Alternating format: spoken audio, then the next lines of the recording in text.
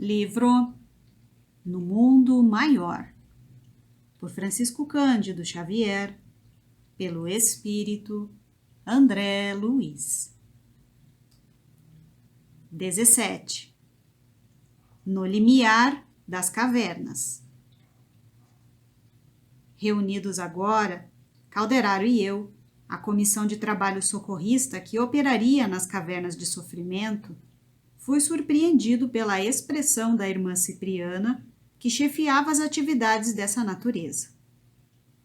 Constituía-se a turma de reduzido número de companheiros, 7 ao todo. Avistando-me ao lado do assistente, perguntou Cipriana com singeleza, feitas as saudações usuais. Pretende o irmão André seguir em nossa companhia? O abnegado amigo respondeu que o próprio instrutor Eusébio lembrara a conveniência de minha visita aos abismos purgatoriais. Esclareceu que eu me achava interessado em obter informes da vida nas esferas inferiores, para os relatar aos companheiros encarnados, auxiliando-os na preparação necessária à ciência de bem viver. A diretora ouviu bondosa e objetou. Sim, a sugestão de Eusébio é valiosa, em se tratando de observações preliminares no baixo umbral. Como responsável, porém, pelos serviços diretos da expedição, não posso admiti-lo, por enquanto, em todas as particularidades. Fixou em mim o olhar lúcido e meigo, como a lastimar a impossibilidade, e acrescentou. Nosso estimado André não tem o curso de assistência aos sofredores nas sombras espessas.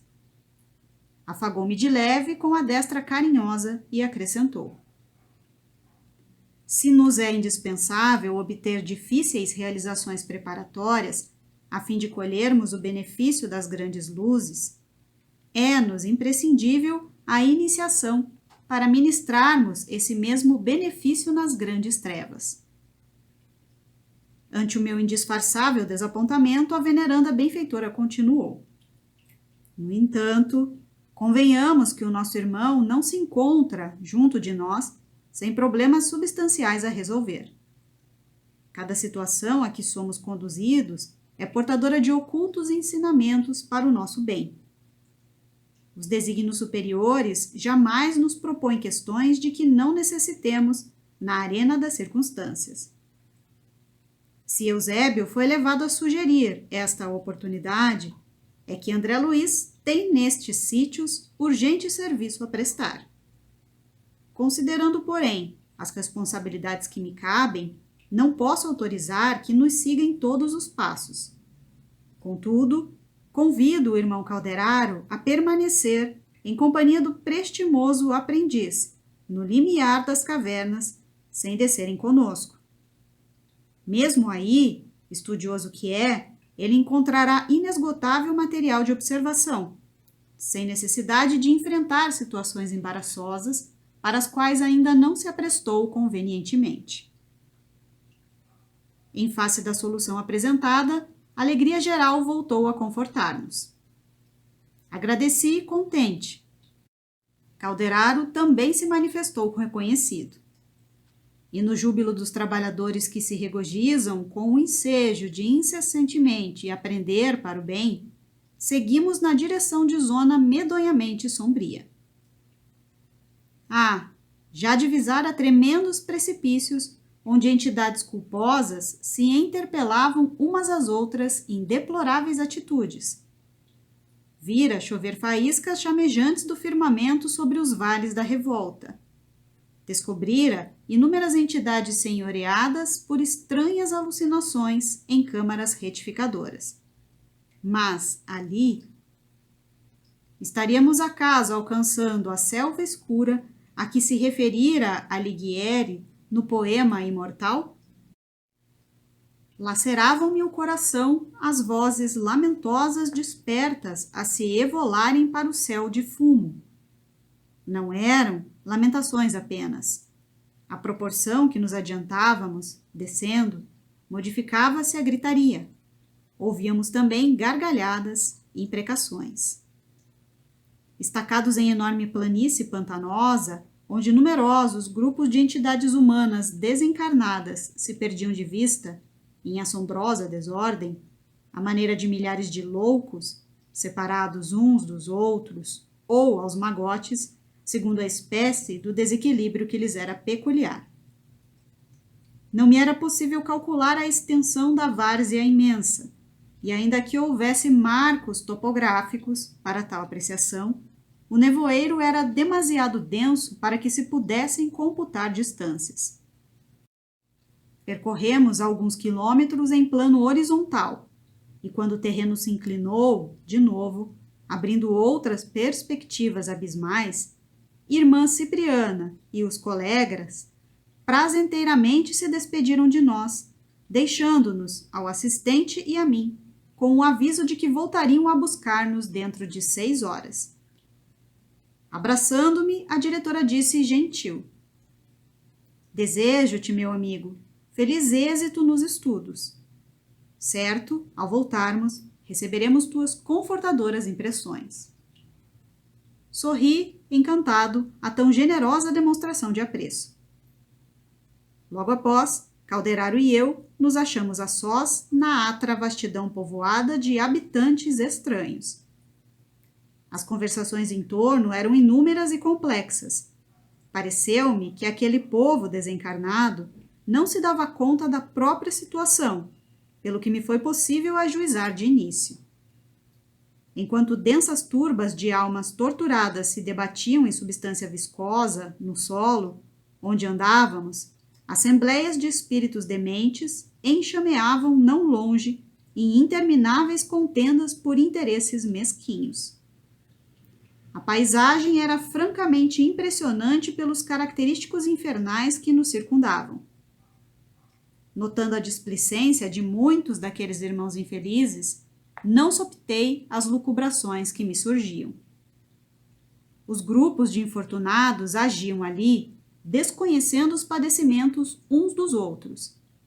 Certos grupos volitavam a pequena altura como bandos de corvos negrejantes, mais escuros que a própria sombra a envolver-nos, ao passo que vastos cardumes de desventurados jaziam chumbados no solo, quais aves desditosas de asas partidas.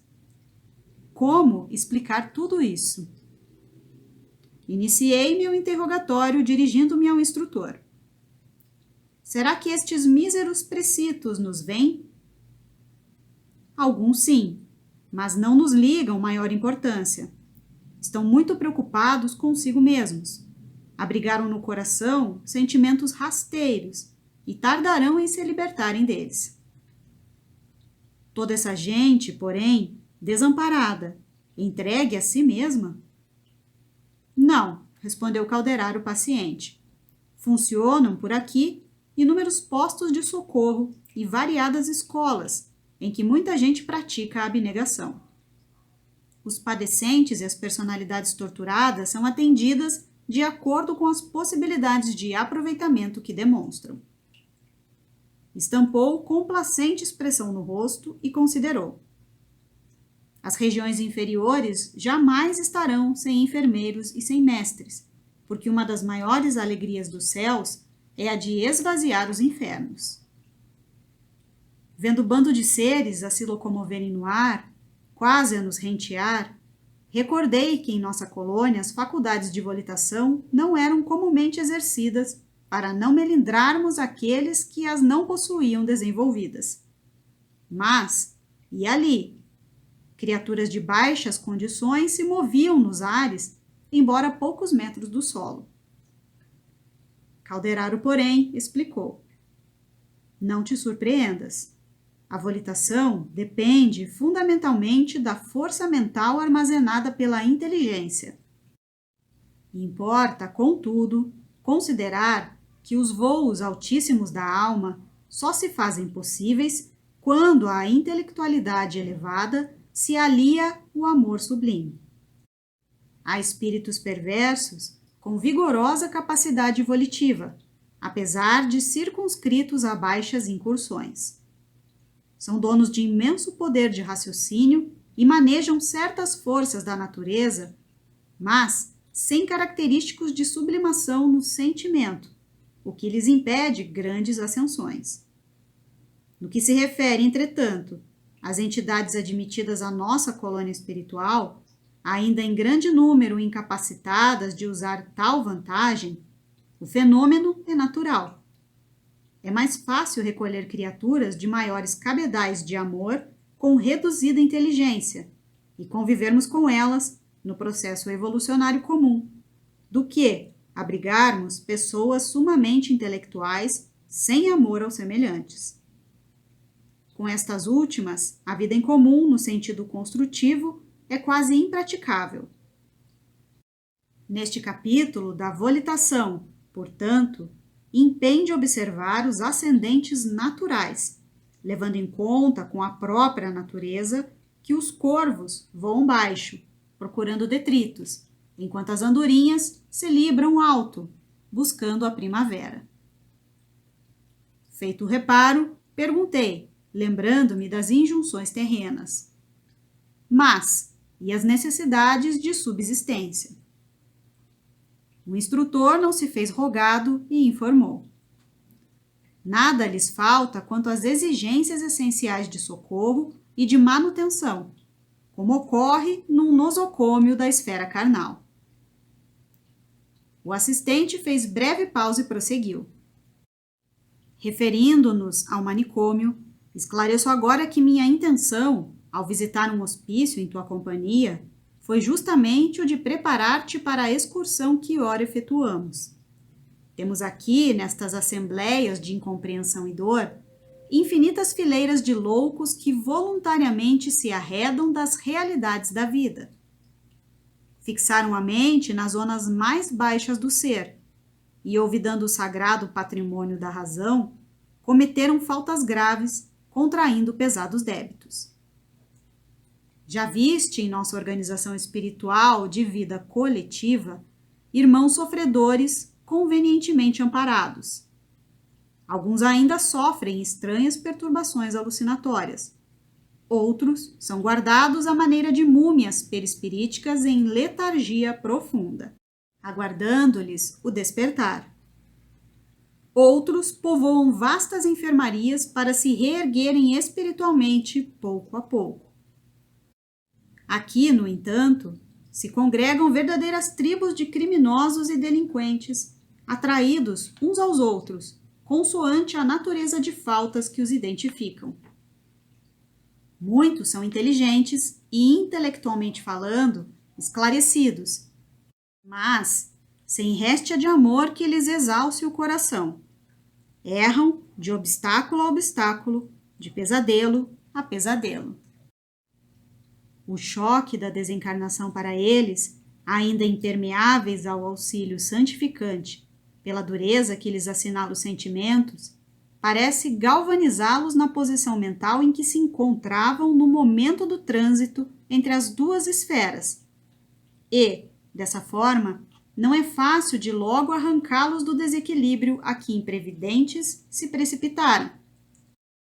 Retardam-se, às vezes, anos a fio, obstinando-se nos erros a que se habituaram e, vigorando impulsos inferiores, pela incessante permuta de energias uns com os outros, passam, em geral, a viver não só a perturbação própria, mas também o desequilíbrio dos demais companheiros de infortúnio. Ante o pandemônio que observávamos, o orientador continuou. O érebo da concepção antiga, a crepitar em eternas chamas de vingança divina, é perigosa ilusão.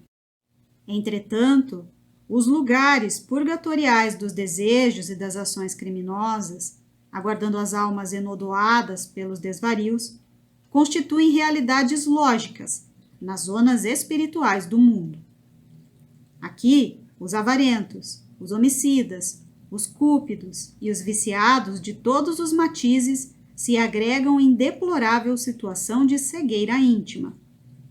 Formam cordões compactos, inclinando-se mais e mais para os despenhadeiros. Cada qual possui romance horrível de angustiosos lances. Prisioneiros de si mesmos, cercam o entendimento às revelações da vida e restringem os horizontes mentais, movimentando-se em seu próprio interior em ação exclusiva, nos impulsos primários, a cultivar o pretérito que deveriam expungir. Em melhorando, são assistidos por ativas e abnegadas congregações de socorro que aqui funcionam, autoridades mais graduadas de nossa esfera, atendendo a imperativos superiores, improvisam tribunais com funções educativas, cujas sentenças, ressumando amor e sabedoria, culminam sempre em determinações de trabalho regenerador, através da reencarnação na crosta terrestre, ou de tarefas laboriosas no seio da natureza, quando há suficiente compreensão e arrependimento nos interessados que feriram a lei, ofendendo a si mesmos.